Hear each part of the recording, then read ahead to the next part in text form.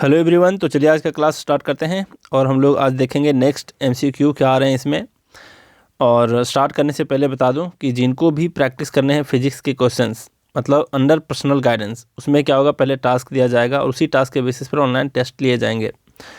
अगर आपको ज्वाइन करना है तो आप इस व्हाट्सअप नंबर पर आप सिंपली लिखोगे पर्सनल गाइडेंस फॉर फिजिक्स, ठीक है। मैं आपको बता दूँगा क्या प्रोसीजर है इसके, क्या ज्वाइन करने के प्रोसीजर हैं, ऑनलाइन टेस्ट कैसे होंगे।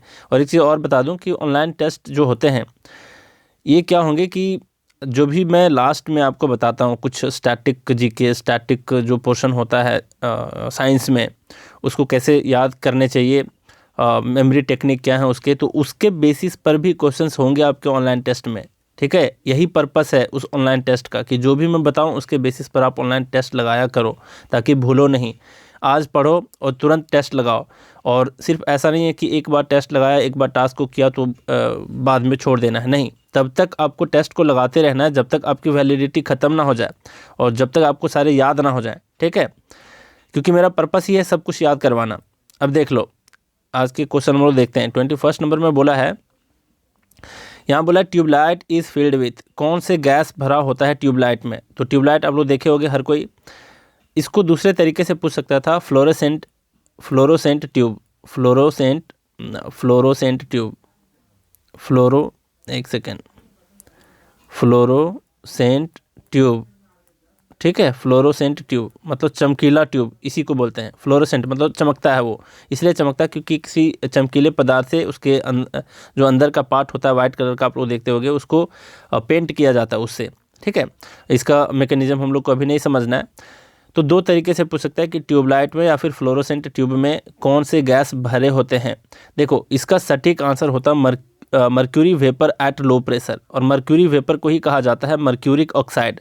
लेकिन ये थर्ड ऑप्शन यहाँ पर नहीं होगा, यहाँ पर फोर्थ होगा, mercuric oxide and argon gas, ठीक है। आर्गन गैस आपका नोबल गैस होता है, इनर्ट गैस होता है। तो अगर ये वाला ऑप्शन नहीं रहता, डी वाला mercuric oxide and argon gas, तो इसका आंसर यही होता mercury vapour at low pressure. ध्यान देना इस चीज़ को, ठीक है।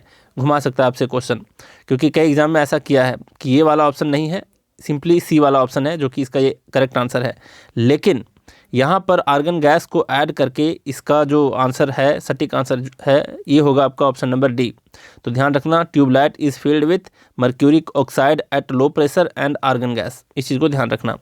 अब जरा देखो, एक और क्वेश्चन आपसे पूछ लिया जाता है, ये ट्यूबलाइट के बारे में है। तो एक पूछा जाता है कि स्ट्रीट लाइट जो होते हैं, स्ट्रीट लाइट जो येलो कलर का लाइट होता है, ठीक है, जो येलो कलर उसमें मेंशन किया हुआ रहेगा, किसमें, जो क्वेश्चन पूछेगा कि स्ट्रीट लाइट जो येलो कलर का लाइट देता है उसमें कौन सा गैस भरा होता है, ये भी क्वेश्चन पूछा गया है। तो इसमें आप लोग को ध्यान रखना ये है कि इसमें आपका सोडियम गैस भरा होता है। क्या होता है? सोडियम गैस भरा होता है इसमें, ठीक है। इस चीज़ को मत भूलना, स्ट्रीट लाइट में सोडियम गैस और ट्यूबलाइट या फ्लोरोसेंट लाइट में आपका mercuric oxide and argon gas, दोनों में फ़र्क है, दोनों को समझना आपको है, याद भी रखना। अब जरा देख लो, यहाँ पर दिया है next question, which of the following is the smallest unit of length. Length की यूनिट यहाँ पर दे रखे हैं। देखो एक है माइक्रोमीटर। माइक्रोमीटर का क्या मतलब, ये माइक्रोमीटर का मतलब होता है, देखो माइक्रो का मतलब होता है 10⁻⁻⁶, ठीक है। तो ये मीटर में है तो मीटर लिखो। फिर है यहाँ पर नैनोमीटर, तो 10⁻⁹ मीटर। फिर है एंगस्ट्रम, एंगस्ट्रम जो होता है एटम का जो साइज होता है वो 10⁻10 मीटर होता है। फिर आपका फर्मीमीटर, फर्मीमीटर का मतलब होता है 10⁻⁻15। इसमें से कौन सबसे छोटा है, ये पूछा है, स्मॉलेस्ट पूछा है, तो सबसे छोटा आपका क्या है, 10⁻⁻15। पावर में जब भी माइनस में होता है तो जितना बड़ा होता है वो उतना ही छोटा होता है, क्योंकि इसका मतलब है, देखो दो के बीच में अंतर बता देता हूँ। 10⁻⁻6 का मतलब है 1/10⁻6 + 6, और यहाँ पर है 1/10⁻15। तो कौन है छोटा, ये वाला छोटा है। एक का आपको इतना पार्ट में बांटना है, और यहाँ पर है एक को 10⁻15 पार्ट में बांटना है। तो छोटे छोटे हिस्से किसके बनेंगे, इसका बनेगा, है ना। तो स्मॉलेस्ट यूनिट आपका ये है 10⁻⁻15 मतलब फर्मीमीटर। तो ध्यान रखना, इसका option number D correct answer है। फिर यहाँ पर विलियम या विलहेल्म रोएंटजेन इन्वेंटेड। अब ये मैं बता चुका हूँ आपको, रोएंटजेन का क्वेश्चन है, इसका स्पेलिंग कहीं कहीं आपको ऐसे देखने को मिलेगा, रोएंटजेन, ठीक है। रो एंटीजन। और इसी के बेसिस पर मैं आपको ट्रिक बताया था कि कैसे याद रखना है।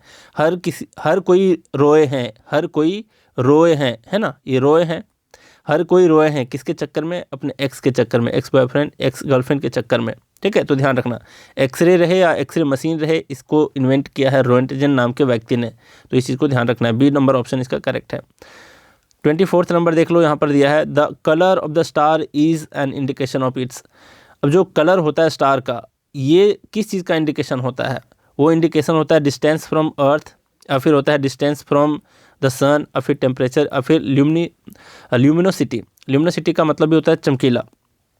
तो जरा देख लो, ये बहुत लोग कंफ्यूज कर जाएंगे, ल्यूमिनोसिटी मार देंगे इसका आंसर, लेकिन ये बिल्कुल गलत है। इसका आंसर होगा टेम्परेचर। तो ध्यान रखना कि टेम्परेचर के वजह से उसका कलर होता है, मतलब उसका जो स्टार का कलर होता है, ये इंडिकेशन होता है इसके टेम्परेचर का। इसके बेसिस पर एक और क्वेश्चन आपसे पूछ सकता है, देख लो क्या पूछ सकता है। ये जो लॉ दिया गया है कि the colour of the star is an indication of its temperature, यही इसका आंसर है टेम्परेचर। ये किसके अकॉर्डिंग है, कौन से लॉ के अकॉर्डिंग है? तो ये क्वेश्चन आपसे पूछ सकता है। तो ध्यान देना कि अगर पूछ ले कि according to which law the colour of the star is an indication of its temperature, तो अगर लॉ को मेंशन करे तो वहाँ ध्यान रखना एक लॉ होता है जिन्होंने दिया है वीन्स डिस्प्लेसमेंट।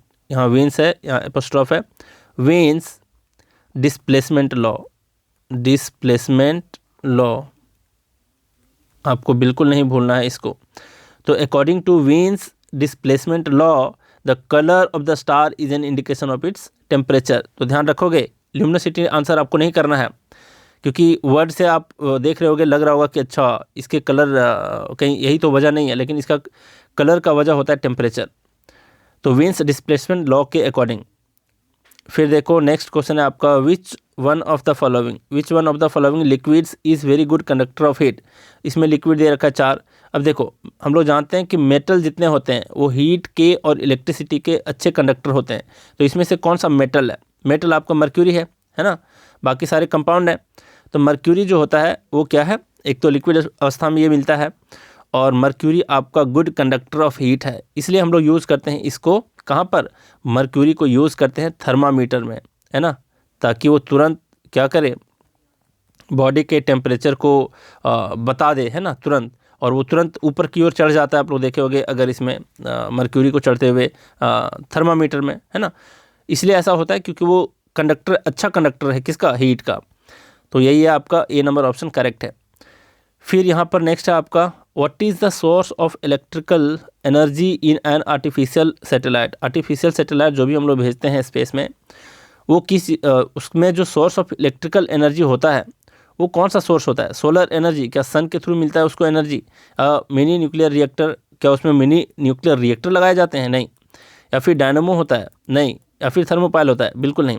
देखो, इसका आंसर है आपका सोलर सेल, ठीक है। सोलर सेल जो होता है, मतलब उसमें सोलर सेल जो भी सन के थ्रू लाइट उसमें पड़ता होगा उस सेल में, वही इलेक्ट्रिकल एनर्जी को प्रोड्यूस करता होगा, किसमें, आर्टिफिशियल सैटेलाइट में। तो ध्यान देना, इसका जो आंसर है कि the source of electrical energy in an artificial satellite is solar cell, ठीक है, सोलर सेल। ध्यान देना, सोलर सेल इसका आंसर है। फिर यहाँ पर 27 नंबर में क्या दे रखा है, the weight of any body is, कोई एनी बडी नहीं, एनी बॉडी, है ना, एनी बडी और एनी बॉडी में फ़र्क होता है। तो किसी भी बॉडी का, किसी भी वस्तु का वेट जो होता है वो कहाँ पर कैसा होता है, ये आपसे पूछ लिया है। देख लो, यहाँ पूछा है same at every place on earth surface, नहीं, ऐसा बिल्कुल नहीं है। मैक्सिमम एट पोल्स, जी हाँ, ये बिल्कुल इसका आंसर यही है, बी नंबर ऑप्शन इसका करेक्ट आंसर है। मोर ऑन इक्वेटर, नहीं, मोर जो होता है वो होता है पोल्स के ऊपर, और जो जीरो मतलब मैक्सिमम होता है वो होता है आपका पोल के ऊपर, लेकिन यहाँ पर इक्वेटर के ऊपर मिनिमम होता है। कैसे होता है ये मैं आपको बताता हूँ अभी। फिर दिया more on mountains than in plains, नहीं, ऐसा भी नहीं है। देखो कैसे, इसका आंसर पहले देख लो कि जो वेट होता है किसी भी वस्तु का वो मैक्सिमम होता है पोल्स के ऊपर और मिनिमम होता है आपका इक्वेटर के ऊपर। इसका मैक्सिमम पूछा है, यहाँ पर मोर दिया है, इसलिए ये तो ऑप्शन होगा नहीं सी वाला। तो बी नंबर ऑप्शन इसका करेक्ट आंसर है कि मैक्सिमम एट पोल्स होता है वेट। वेट का मतलब क्या, एक तरह का फोर्स होता है ना। वेट आपका जो होता है एक तरह का फोर्स होता है, और फोर्स का क्या होता है, जो फार्मूला होता है वो तो मास इंटू एक्सेलरेशन। तो मास तो कहीं चेंज होगा नहीं, जब भी चेंज होगा एक्सेलरेशन होगा, और फोर्स में मास इंटू एक्सेलरेशन होता है, लेकिन यहाँ पर वेट है तो यहाँ पर क्या देंगे हम लोग, एक्सेलरेशन ड्यू टू ग्रेविटी, ठीक है। तो वेट का फॉर्मूला होता है आपका मास इंटू ग्रेविटी। ठीक, अब यहाँ पर देख लो एक्सेलरेशन ड्यू टू ग्रेविटी। अब यहाँ पर ध्यान देना, इसलिए ये मैक्सिमम होता है पोल के ऊपर, क्योंकि पोल के ऊपर जो ये एक्सेलरेशन ड्यू टू ग्रेविटी जो होता है ये मैक्सिमम होता है। तो ध्यान देना कि जी मैक्स जो होता है ये कहाँ होता है, पोल्स के ऊपर। ठीक है, इसलिए यहाँ पर वेट भी मैक्सिमम होगा। और जी का वैल्यू जो होता है ये मिनिमम होता है आपका इक्वेटर के ऊपर, मिनिमम होता है इक्वेटर के ऊपर। ठीक है, इक्वेटर के ऊपर, जिसको क्या कहते हैं, कौन सा लाइन कहते हैं हिंदी में, जो मिडल लाइन अर्थ से बीचों बीच का जो लाइन गुजरा है ना, उसी को कहते हैं इक्वेटर। अगर नहीं ध्यान में हो तो विषुवत रेखा कहते हैं शायद, जो भी कहते होंगे आप लोग बताना मुझे कमेंट में हिंदी में क्या कहते हैं। तो यही है, इसी वजह से जी का वैल्यू मैक्सिमम होता है पोल्स के ऊपर, इसलिए वेट भी इसका मैक्सिमम होगा पोल्स के ऊपर। जी का वैल्यू मिनिमम होता है इक्वेटर के ऊपर, तो इसका वेट जो होता है किसी भी बॉडी का इक्वेटर के ऊपर मिनिमम होता है। ठीक है, ध्यान रखोगे। इसका आंसर था आपका क्या, मैक्सिमम एट पोल्स। फिर यहाँ पर क्या है, ट्रांसफार्मर इज यूज्ड, किस में यूज होता है, क्या काम है ट्रांसफार्मर का। तो देखो यहाँ पर दिया for converting AC into DC, नहीं, ये काम करता है आपका रेक्टिफायर है ना, रेक्टिफायर इसका काम करता है AC को DC में कन्वर्ट करने को। ये तो इसका आंसर होगा नहीं।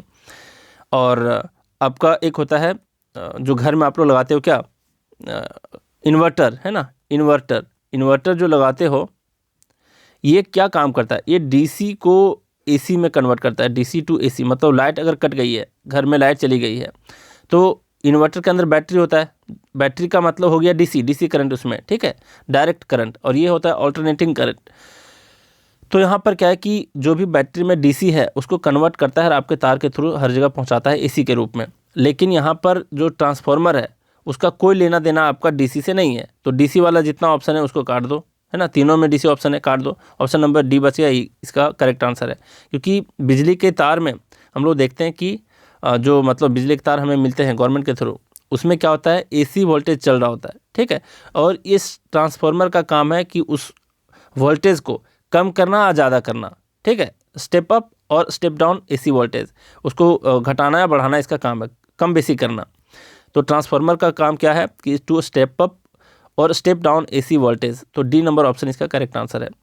अब 29 नंबर को देखो, यहाँ पर दे रखा है when a body is taken from the earth to moon. जब भी हम किसी बॉडी वस्तु को क्या करते हैं, अर्थ से मून पर ले जाते हैं, तो उसके वेट में क्या फ़र्क पड़ता है।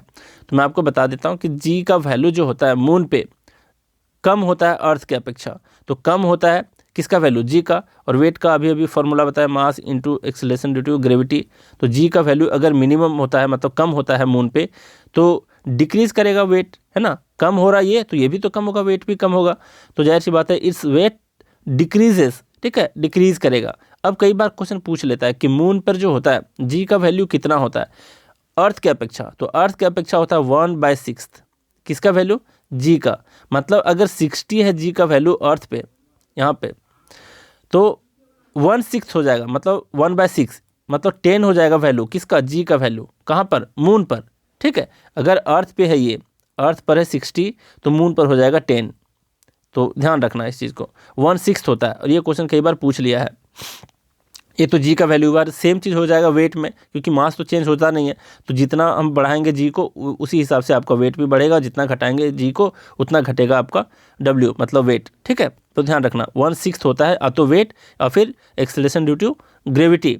ठीक है, तो यहाँ ध्यान रखो कि जब भी हम किसी बॉडी को अर्थ से मून पर ले जाते हैं तो इसका वेट डिक्रीज होता है। कितना डिक्रीज होता है, अर्थ की अपेक्षा 1/6।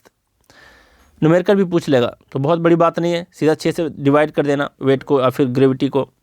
फिर लास्ट क्वेश्चन है आज का, देखो क्या कि अभी आपको लग रहा होगा कि सर 10 ही क्वेश्चन कर रहा है। नहीं, ये 10 क्वेश्चन नहीं है। जो भी टेक्निक यहाँ पर बता रहा हूँ ना, इसके बेस पर बहुत सारे क्वेश्चंस मैं देने वाला हूँ। कहाँ पर, मतलब हर चीज़ याद करवाना है, मेरा काम है याद करवा देना।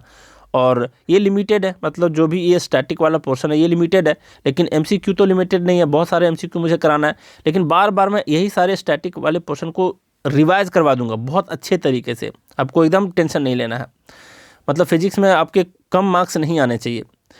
फिर यहाँ पर क्या दे रखा है, देखो an iron ball weighing 10 kg on the earth. किसी आयरन बॉल का जो वेट है वो 10 kg है, कहाँ पर, अर्थ के ऊपर। विल वे इन स्पेस, कितना है, स्पेस में कितना होगा, तो वही आपसे पूछा है। तो यहाँ पर दे रखा है, देखो 10 kg मास दे रखा है, तो स्पेस में क्या होगा। तो इसका जो आंसर है, इसका आंसर होगा आपका 0, स्पेस में 0 होगा। क्यों होगा ऐसा, ये आप देखो, ऐसा इसलिए होगा क्योंकि स्पेस में जो आपका क्या कहते हो, किसी भी चीज़ का वेट जो होता है ना वो 0 हो जाता है, ठीक है, क्योंकि वहाँ पर जी का वैल्यू जो होता है वो बिल्कुल ही 0 होता है। स्पेस और मून में फ़र्क है, मून में सरफेस होता है, स्पेस में नहीं होता, और स्पेस में ही मून है, अर्थ है, सारे प्लैनेट और स्टार्स सारे कुछ स्पेस में ही है। तो आपको ध्यान देना है कि स्पेस में जी का वैल्यू 0 होता है, इसलिए इसका वेट, किसी भी चीज़ का वेट वहाँ पर 0 हो जाता है, ठीक है। जब अर्थ से हम लोग क्या करेंगे, कोई भी चीज़ को स्पेस में ले जाएंगे तो वहाँ पर 0 हो जाता है उसका क्या, वेट, ठीक है, ध्यान रखोगे। वेट और acceleration due to gravity space में 0 होता है, इस चीज़ को आपको ध्यान देना है। तो ऐसा मत सोच लेना कि स्पेस के बारे में पूछा है और सर ने बताया है मून के बारे में तो मून से इसको रिलेट कर दो, नहीं, ये स्पेस अलग है, ये मून अलग है। तो इसका आंसर था 0। अब जरा देखो, सॉरी यहाँ पर इन्वेंशंस इन फिजिक्स, फिजिक्स में हम लोग देखने वाले हैं इन्वेंशन सेकंड पार्ट को। डिस्कवरी देखे थे फर्स्ट पार्ट में, सेकंड पार्ट में हम लोग देखे कि इसका इन्वेंशन देखे, और आज थर्ड पार्ट है तो आज भी देख रहे हैं हम लोग इन्वेंशन, और कल आखिरी होगा इन्वेंशन के बारे में। सब कुछ आप याद कर लिए होगे, ठीक है, तब तक, और प्रैक्टिस भी आपको करते जाना है साथ साथ में, टालना नहीं है काम को। देख लो कैसे याद रखोगे। इलेक्ट्रिक आयरन की खोज किसने की, तो ये किया है सिल्ले नामक व्यक्ति ने। क्या, कौन किया है, सिल्ले नामक व्यक्ति ने। कैसे याद रखोगे, तो देखो बच्चों को क्या होता है कि होमवर्क मिलता है, क्या मिलता है, होमवर्क मिलता है। HW कहते हैं ना शॉर्ट में होमवर्क, अपने क्या करते हैं बच्चे शॉर्ट में लिख लेते हैं होमवर्क, क्या क्या मिला है ना। तो HW होमवर्क मिला, किस चीज़ का होमवर्क मिला भाई, तो सिले हुए कपड़े में इस्त्री लगाना, है ना। इस्त्री लगाना मतलब क्या, आयरन मारना, ठीक है। तो आयरन मारना काम है, होमवर्क दिया गया सिले हुए कपड़े को। तो बच्चों को क्या होमवर्क मिला है, सिले हुए कपड़ों में आयरन लगाना, भूलोगे नहीं। तो आयरन, इलेक्ट्रिक आयरन, आजकल तो वैसे ही इलेक्ट्रिक आयरन ही चलता है, कोयला वाला बहुत कम ही चलता है। तो इलेक्ट्रिक आयरन से सिले हुए कपड़े में आयरन लगाने का होमवर्क मिला है। नहीं भूलना आपको, इलेक्ट्रिक आयरन को किसने खोजा है, HW होमवर्क सिले। इसका फुल फॉर्म होमवर्क नहीं है, मैं बता रहा हूँ याद करने के तरीके। हालांकि कभी भी इनिशियल वाला नाम आपसे नहीं पूछता है, वो लास्ट वाला नाम ही पूछा जाता है एग्जाम में। ये वाला मिसिंग हो सकता है लेकिन ये वाला मिसिंग नहीं होगा, ठीक है, लास्ट वाला कभी मिसिंग नहीं होता एग्जाम में, तो ध्यान देना। तो इलेक्ट्रिक आयरन की खोज किया है सिले नामक व्यक्ति ने, सिले हुए कपड़े में आयरन लगाने का होमवर्क मिला, ध्यान रखोगे। रिवॉल्वर, रिवॉल्वर को खोजा है सैमुअल कोल्ट ने। किसने बनाया है रिवॉल्वर को, सैमुअल कोल्ट ने। कैसे याद रखोगे, देख लो यहाँ पर क्या ध्यान देना है। कोल्ट का मतलब होता है बछड़ा, बछड़ा मतलब घोड़े का बच्चा। कौन होता है, घोड़े का बच्चा, काफ़ी शैतान, है ना, काफ़ी शैतान बच्चा। अब घोड़े का बच्चा है, आपके मोहल्ले में कोई सैम नाम का व्यक्ति रहता है, सैमुअल नहीं भी याद रखो तो चलेगा। आपके मोहल्ले में किसी के यहाँ घोड़े का बच्चा है जो बिल्कुल ही आतंक मचा रखा है, उसके दुकान में घुस जाता है, उसके घर में घुस जाता है और इतना उछल कूद करता है, इतना उछल कूद करता है कि उसके घर के छोटे छोटे जो बच्चे होते हैं, इंसान के बच्चे, उसको मार देता है ना, एकदम मतलब समझो कि सबके जान पर खतरा बना हुआ है। कौन, एक घोड़े का बच्चा जिसको कहते हैं कोल्ट, है ना, कोल्ट कहते हैं इसको इंग्लिश में। तो इसे हमको रिवॉल्वर से मारना होता है, ठीक है। लास्ट में परेशान होकर के इसका मालिक क्या करता है, रिवॉल्वर उठाता है और उस घोड़े के बच्चे को, कोल्ट को क्या करता है, जान से मार देता है। तो ध्यान रखोगे इस चीज़ को कि कोल्ट, कोल्ट मतलब बछड़े, बछड़े का बच्चा, मतलब बछड़े का बच्चा नहीं, घोड़े का बच्चा। घोड़े के बच्चे को कौन मार देता है, आपका पड़ोसी रिवॉल्वर से मार देता है। तो रिवॉल्वर की खोज किया है सैमुअल कोल्ट ने, ठीक। नेक्स्ट देखो यहाँ पर इलेक्ट्रोमैग्नेट, इलेक्ट्रोमैग्नेट की खोज किया है W, और ये स्टर्जन। क्या है ये, स्टर्जन। देखो स्टर्जन सुनने में कैसा लगता है, स्टर्जन अगर टी को हटा दो तो ये सर्जन बन जाता है ना। सर्जन मतलब क्या, जो सर्जरी करते हैं डॉक्टर लोग, उसको सर्जन कहते हैं। तो स्टर्जन साउंड करता है बिल्कुल ही सिमिलर टू सर्जन। तो एक सर्जन है, एक सर्जन है, वो अपने उस मतलब छुरे को, जिस भी छुरे से वो ऑपरेट करता है, जिस भी छुरे से वो सर्जरी करता है, उसको पहले क्या करता है, उसमें इलेक्ट्रिक करंट लगाता है। क्या लगाता है, इलेक्ट्रिक करंट। और तब तक लगाते रहता है जब तक ये छुरा मैग्नेट का ना हो जाए, तब तक लगाता है जब तक ये मैग्नेट का ना हो जाए। और जब ये मैग्नेट में कन्वर्ट हो जाता है तब क्या करता है, सर्जरी करता है, ठीक है। तो इस स्टोरी से आपको ध्यान रखना है कि स्टर्जन मतलब सर्जन है। वो सर्जन क्या करता है, पहले इलेक्ट्रिक करंट लगाता है अपने छुरे में, वो तब तक उसको इलेक्ट्रिक करंट देते रहता है जब तक वो मैग्नेट ना बन जाए। और मैग्नेट जब बन जाता है तब जा करके उस छुरे से क्या करता है, वो ऑपरेट करता है, सर्जरी करता है वो सर्जन, ठीक है। तो यहाँ पर ध्यान देना है कि सर्जन, स्टर्जन, सर्जन। अच्छा, ये अपने छुरे को क्या करता है, इलेक्ट्रिक करंट देता है। कब तक, जब तक वो मैग्नेट ना बन जाए, ऐसे आपको ध्यान देना है। फिर देखो यहाँ पर इसके बारे में बता चुका हूँ कि ट्रायोड बल्ब जो था उसको खोजा है ली डे फॉरेस्ट ने। मतलब ट्राई मतलब 3 है यहाँ पर, और इसके नाम में भी 3 वर्ड हैं, तो इस तरीके से आप ध्यान रख सकते हो। और दूसरे तरीके बताया था कि 3 लोग गए हैं कहाँ पर, बल्ब जलाने के लिए फॉरेस्ट में। क्यों जलाना है बल्ब? क्योंकि वहाँ पर उन्हें फिल्म देखने हैं। कैसे फिल्म देखने हैं? साउंड वाले फिल्म देखने हैं। ठीक है, तो आप खुद को इमेजिन कर सकते हो।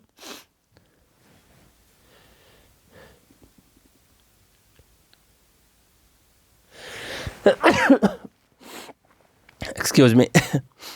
अभी मैं वीडियो बनाते वक्त मतलब इवनिंग में सो गया था, और जब मैं इवनिंग में सोता हूँ तो थोड़ा सा दिक्कत होता है। ठीक है, देखो अब कोई भी 3 लोग हैं आप लोग, और बल्ब जलाने गए हैं फॉरेस्ट में। क्यों? क्योंकि आपको फिल्म देखने हैं, साउंड वाला फिल्म। ठीक है, तो यहाँ पर दिया है फिल्म विथ साउंड और ट्रायोड बल्ब को किसने खोजा है? Lee De Forest. Lee De Forest, film with sound और ट्रायोड बल्ब, इसको खोजा है ली डे फॉरेस्ट नाम के व्यक्ति ने। ठीक है, ध्यान रखोगे। वैसे ट्रायोड के बारे में मैं ऑलरेडी बता चुका हूँ। यहाँ पर गैस लाइटिंग, और यहाँ पर विलियम मर्डॉच है ना, ये विलियम मर्डॉच हैं, गैस लाइटिंग की खोज किए हैं, मतलब बनाए हैं गैस लाइटिंग को। अब इसको देखो, हम में से बहुत लोग गांव से बिलोंग करते हैं। कहाँ से बिलोंग करते हैं? गांव से। और जब तक उज्ज्वला योजना जब नहीं लाए थे मोदी जी, उसके पहले गांव में आपको लकड़ियों पर खाना बनाते हुए मतलब देखी होंगी महिलाएं। मतलब बहुत कम ही ऐसा है कि किसी के घर में गैस चूल्हे हुआ करता था। ठीक है, तो गैस जब से आया है तो हुआ क्या कि गांव में 1-2 इंसिडेंट ऐसे भी हुए कि किसी के घर जल गए, मतलब अच्छे से नहीं, उसको अगर वो संभाल नहीं पाए, लेडीज़ लोग नहीं संभाल पाएँ, तो उसके वजह से डर से क्या करती हैं महिलाएं, गांव की महिलाएं जो होती हैं, वो जब भी गैस को लाइटिंग करती हैं, मतलब जलाती हैं, तो गैस को जलाने के लिए वो हमेशा किसी ना किसी मर्द को खोजती हैं पहले कि भाई जला दो, पहले मेरा गैस जला दो, है ना, क्योंकि उन्हें जलाने नहीं आता था स्टार्टिंग में। तो गैस को लाइटिंग करने में, मतलब गैस को जलाने में किसी ना किसी मर्द को खोजते थे। कौन? गांव की महिलाएं। ठीक है, तो मर्द से आप याद रखोगे मर्डॉच, है ना, मर्डॉच याद रखोगे, मर्द इसमें छुपा हुआ है। मर्द को किस लिए खोजा जाता था? गैस को लाइटिंग करने में, जलाने में। तो इस तरीके से आपको ध्यान रखना है कि गैस लाइटिंग की खोज किया है विलियम मर्डॉच ने। फिर नेक्स्ट है आपका जेट इंजन। जेट इंजन, इसको खोजा सर फ्रैंक व्हिटल ने। किसने? Sir Frank Whittle. अब जरा देख लो, जेट से अब जाट ध्यान रखो, बिल्कुल राजस्थानी जाट, है ना, और फिर हरियाणवी जाट।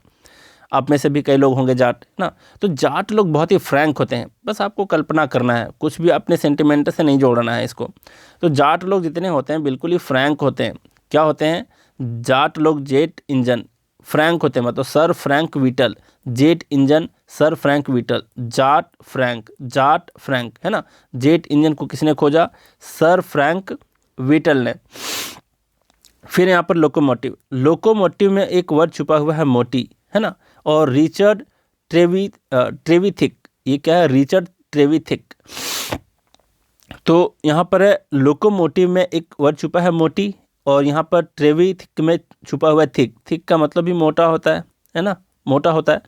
तो मोटी थिक, देख रहे हो, दोनों में छुपा हुआ है, तो आपको इसी से कैच करना है। अच्छा, सर ने बताया था लोकोमोटिव पूछा है, इसमें मोटी वर्ड है, मोटी से कुछ रिलेटेड बताया था, हाँ जी, थिक बताया था, मतलब ट्रेविथिक। रिचर्ड ट्रेविथिक ने खोजा है लोकोमोटिव को, बनाया है। ठीक है, खोजा नहीं, बनाया है। यहाँ पर मशीन गन को किसने खोजा? Richard Gatling. किसने खोजा है? Richard Gatling. कैसे याद रखोगे? देखो, गैटलिंग में अगर आप इतना पढ़ो, है ना, और अगर मैं ऐसे लिख देता, इसको गलती लिख देता, है ना, गैटली को मैं गलती लिख देता, तो भी आप अगर बार बार इसके अभ्यस्त हो गैटलिंग, तो इसको भी गैटलिंग ही पढ़ देते। तो फिलहाल के लिए पढ़ो कि गैटलिंग में गलती छुपा हुआ है। क्या छुपा हुआ है? गलती छुपा हुआ है। और पता है लोग सबसे बड़ा गलती क्या करते हैं, खास करके यूएसए में? मशीन गन का इस्तेमाल करते हैं गलती से, मतलब गुस्से में है अगर, तो गलती कर बैठते हैं, मशीन गन को इस्तेमाल कर देते हैं वो। ठीक, तो ध्यान देना, मशीन गन को गलती से भी इस्तेमाल नहीं करना चाहिए। किसको गलती से इस्तेमाल नहीं करना चाहिए? मशीन गन को, है ना, मशीन गन को कभी भी गलती से भी इस्तेमाल नहीं करना चाहिए। फिर से दोहरा देता हूँ, मशीन गन जब भी पूछे तो ध्यान देना कि गलती से भी नहीं करना चाहिए क्या? मशीन गन का इस्तेमाल। ठीक है, नेक्स्ट यहाँ पर मैच सेफ्टी, मतलब माचिस का डिबिया समझ लो। माचिस की खोज किसने किया? तो ये किए हैं जे.ई. लडस्टॉर्म। किसने किया है? लडस्ट्रॉम। ठीक है, मैच सेफ्टी, मैच जो होता है उसको खोजा है जे.ई. लडस्टॉर्म। अब जरा देखो, मान लिया जाए आप माचिस के तिल्ली को जलाते हो, और कहाँ जलाते हो? स्टॉर्म में। स्ट्रॉम है ये, लेकिन मैं आपको ध्यान रखने बोल रहा हूँ स्टॉर्म। स्टॉर्म का मतलब होता है आंधी, तूफान, है ना। आंधी चल रही है और आप क्या करते हो, एक मैच स्टिक को लेते हो, तिल्ली को लेते हो और जलाते हो। वो कभी सेफ्टी रह पाएगा? नहीं रहेगा, वो बुझ जाएगा, है ना, वो बुझ जाएगा बिल्कुल। तो ऐसे ध्यान आपको रखना है कि आंधी में मतलब स्टॉर्म में जब भी मैच स्टिक को जलाएंगे तो वो सेफ्टी नहीं रहेगा, वो बुझ जाएगा, ठीक है। मतलब सेफ्टी नहीं होता कहाँ पर? स्टॉर्म में। तो लड स्टॉर्म, ठीक है। मैच सेफ्टी को खोजा किसने? लड स्टॉर्म ने। लड स्टॉर्म और फिर लड स्ट्रॉम, ठीक। यहाँ पर है फिर माइक्रोस्कोप। माइक्रोस्कोप में हम लोग क्या करते हैं? माइक्रोस्कोप में हम लोग छोटे छोटे चीज़ों को देखते हैं, बड़ा रूप में देखते हैं उसको, ठीक है। अब जरा यहाँ पर देखो, तो छोटे छोटे कौन से ऐसी चीज़ें हैं भाई जिसको हम देखते हैं माइक्रोस्कोप में? तो माइक्रोस्कोप में देखते हैं बैक्टीरिया, वायरस, ये सब छोटे छोटे सेल को, कोशिका को, है ना। अब यहाँ पर देखो, यहाँ पर जान है, जॉनसन, है ना, जेड जॉनसन। अब यहाँ पर है माइक्रोस्कोप। माइक्रोस्कोप में आप छोटे छोटे जान को देखते हैं, मतलब जीवों को देखते हैं। आपको बस इमेजिन करना है कि हम क्या चीज़ को देख रहे हैं। माइक्रोस्कोप पे हमारे बच्चे जो हैं वो देख रहे हैं जीवों को, जान को देख रहे हैं, है ना। जॉनसन। माइक्रोस्कोप पे किसको देख रहे हैं? जेड जॉनसन, जान को देख रहे हैं। ऐसे आपको ध्यान देना है। फिर आता है माइक्रोस्कोप तो हो गया, अब आता है माइक्रोफोन। माइक्रोफोन को कैसे याद रखोगे? देखो, माइक्रोफोन जो है इसको खोजा है डेविड ह्यूगेस। किसने खोजा है? ह्यूगेस ने, डेविड ह्यूगेस ने। अब आपको ध्यान देना है कि आपके पड़ोस में कोई डेविड नाम का व्यक्ति है, नहीं भी इसको भी ध्यान रखो, तो ये इंपॉर्टेंट नहीं है, लास्ट वाला वर्ड पूछा जाता है। अब देखो, माइक्रोफोन का हर कोई इस्तेमाल करते हैं ना।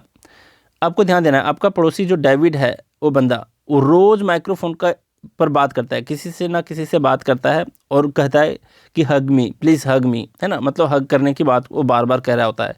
किससे बात कर रहा होता है? ओपनली बात कर रहा होता है या फिर माइक्रोफोन पे? तो माइक्रोफोन का इस्तेमाल करके किसी को कह रहा होता है, हग के लिए रिक्वेस्ट कर रहा होता है, ठीक है। तो ध्यान देना आपको, माइक्रोफोन जब भी आ जाए तो ध्यान देना कि एक स्टोरी, माइक्रोफोन पर कोई व्यक्ति था डेविड नाम का, जो रोज़ रोज़ कहता है कि हग मी, है ना, हग की बात करता है, ह्यूगेस। तो ऐसे आपको ध्यान रखना है, माइक्रोफोन डेविड ह्यूगेस। फिर है मोटर कार पेट्रोल वाला, इसको खोजा है कार्ल बेंज ने। अब इसको याद रखना बहुत ही आसान है। कार है यहाँ पर, और कार्ल में भी कार छुपा हुआ है, तो ऐसे भी ध्यान रख लो। या फिर बेंज जो है, मर्सिडीज बेंज आप लोग जानते होंगे, है ना। मर्सिडीज बेंज जो है उसको आप लोग जानते होंगे, कंपनी का नाम है मर्सिडीज बेंज, एक कार कंपनी का। तो इससे भी ध्यान रख पाओगे आप कि किसने खोजा है इसको, मोटर कार को। तो खोजा है पेट्रोल वाला मोटर कार को कार्ल बेंज ने, ठीक है। कार है, कार यहाँ भी छुपा हुआ है कार, और बेंज एक कंपनी है, मर्सिडीज बेंज। अब जरा देखो, मोटरसाइकिल को किसने खोजा भाई? मोटरसाइकिल को खोजा है एडवर्ड बटलर। किसने खोजा है? एडवर्ड बटलर, ठीक है। बटलर का मतलब क्या होता है? बटलर का मतलब होता है, अगर इसको शुद्ध रूप से देखा जाए, इसका शाब्दिक अर्थ हिंदी में, तो इसका मतलब होता है, मतलब समझा रहा हूँ मैं याद करवाने के लिए, ठीक है, इसका कोई मीनिंग नहीं है। तो बटलर का मतलब होता है नौकर, मतलब इसका मीनिंग है, लेकिन इस व्यक्ति का नाम का मीनिंग नहीं है। बटलर का मतलब होता है नौकर। तो देख लेना आप जाके डिक्शनरी में, ठीक है। तो नौकर जो होता है, आजकल कोई साइकिल से जाना ही नहीं चाहता है काम पे, वो कहता है नहीं मुझे मोटरसाइकिल दो, सब्जी लाने भेज दो, दूध लाने भेज दो, तो वो कहेगा नहीं मुझे मोटरसाइकिल चाहिए। तो मोटरसाइकिल की डिमांड कौन करता है बार बार? तो बटलर करता है। बटलर यानी नौकर करता है। बटलर नौकर किस चीज़ को डिमांड करता है? मोटरसाइकिल की।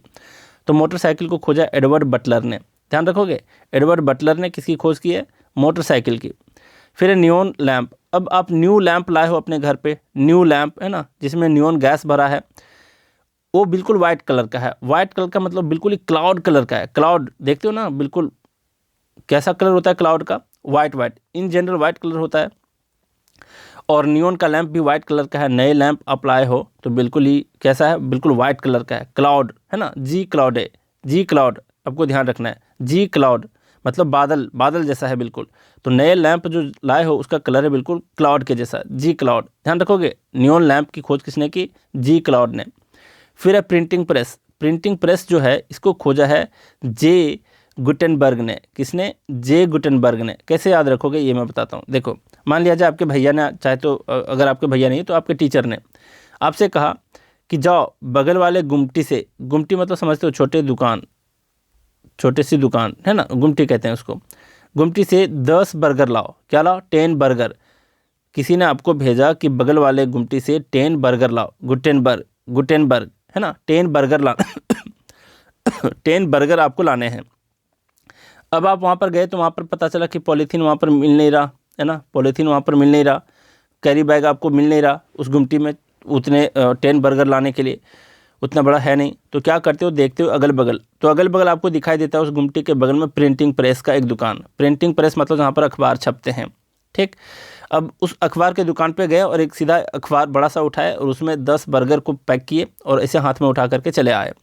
तो इस स्टोरी से आपको ध्यान रखना है कि आपको किसी ने गुमटी पर भेजा है 10 बर्गर लाने को।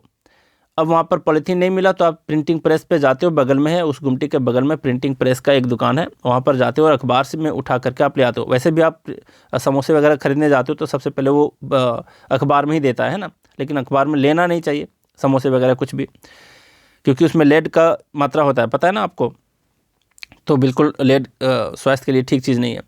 तो याद रखोगे कि प्रिंटिंग प्रेस कहाँ था, तो गुमटी के बगल में था जहाँ पर आप 10 बर्गर लाने गए थे। तो गुटेनबर्ग प्रिंटिंग प्रेस गुटेनबर्ग, ठीक है। फिर राडार के बारे में ऑलरेडी बता चुका हूँ कि रेडर एक आदमी अपने सन से कह रहा होता है, गलत काम नहीं करने को कहता है, बोलता है रेडर ऐसा मत कर, है ना, कौन, सन को कहता है, कौन, एक यंग टेलर, एक यंग दर्जी कहता है अपने सन से, एक यंग टेलर कहता है अपने सन से कि रेडर ऐसा काम मत कर, है ना।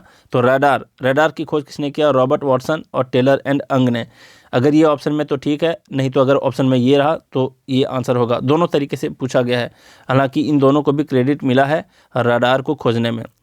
रेडियो हर कोई जानते हो, पिछले क्लास में भी था, जी मार्कोनी, बार बार रिपीट कर रहा हूँ, जी मार्कोनी। नहीं याद रख पाते हो तो देख लो, मार से याद रखो घर, मर घर है ना, उसके कोने में क्या है, एक रेडियो बज रहा है। रेडियो बज रहा है कहाँ, घर के कोने में, घर कोने, मार्कोनी, ठीक है, रिपीट करो बार। तो रेडियो को खोजा है जी मार्कोनी। और इवोल्यूशन थियोरी एक काफ़ी इंपॉर्टेंट थियोरी है और आप लोग बायोलॉजी में भी पढ़ोगे। तो इस थ्योरी को दिया है चार्ल्स डार्विन ने। तो ये इंपॉर्टेंट चीज़ है, तो इसको आप अलग से क्या याद करोगे, याद रख लो ऐसे ही, है ना। इवोल्यूशन थ्योरी दिया किसने, चार्ल्स डार्विन ने किसको दिया है, इवोल्यूशन थ्योरी को। अब सबसे इंपॉर्टेंट है आपका थॉमस एल्वा एडिसन के बारे में। इसने ही बल्ब की खोज की, ये बचपन से पढ़ते आए हैं। इसने ही इलेक्ट्रिक लैंप की खोज की है, ये भी देखे हैं। थर्मियोनिक एमिशन देखे हैं। एक्चुअली मैं आपको बताऊं, जो एडिसन की कहानी है ना, एडिसन और आपका टेस्ला, है ना, निकोला टेस्ला की कहानी जो है ये काफ़ी रोचक है। सारा चीज़ बनाया था टेस्ला ने, लेकिन क्रेडिट लिया है एडिसन ने। और इसके पीछे एक रीज़न भी है, आप लोग इसके स्टोरी कभी पढ़ना बाद में, उतना डिटेल नहीं जाना हम लोगों को अभी। तो देखो, अब बल्ब जो है उससे मतलब टेम्परेचर एमिशन होता है ना, निकलता है। तो thermionic emission, light bulb, electric lamp, सब ने खोजा है ये थॉमस एल्वा एडिसन ने।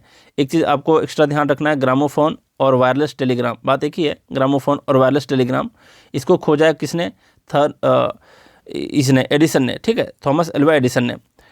तो इसको एक्स्ट्रा आप ध्यान में रखोगे। लिफ्ट जो हम लोग यूज़ करते हैं ऊपर के मंजिला में चढ़ने के लिए, तो इसको खोजा है इजी ओटिस ने। ये इजी कर दिया हमारे काम को ऊपर चढ़ने में, नीचे उतरने में, ठीक है, बड़े बड़े बिल्डिंग में। इसको खोजा ओटिस। अब मैं आपको एक होमवर्क देता हूँ, क्या, कि जब भी आप नेक्स्ट टाइम किसी भी लिफ्ट पे चढ़ोगे ना, तो देखना उस लिफ्ट में कौन सी कंपनी का मार्का है। इन जनरल मतलब 90% आप देखोगे ओटिस लिखा होगा उसमें। पता है क्यों? क्योंकि ओटिस एक कंपनी का नाम है और इसी व्यक्ति के नाम पर रखा गया उस कंपनी का नाम ओटिस। तो ध्यान रखना, लिफ्ट को किसने खोजा है, इजी ओटिस ने। किसने? इजी ओटिस ने। आपके काम को इजी कर दिया है किसने? ओटिस ने। तो लिफ्ट को किसने खोजा? ओटिस। लिफ्ट को किसने? Easy Otis. लिफ्ट को किसने खोजा? Easy Otis. तो इस तरीके से बार बार आपको रिपीट करके देखना है और चीज़ों को याद करने की कोशिश करना है, लिंक करने हैं।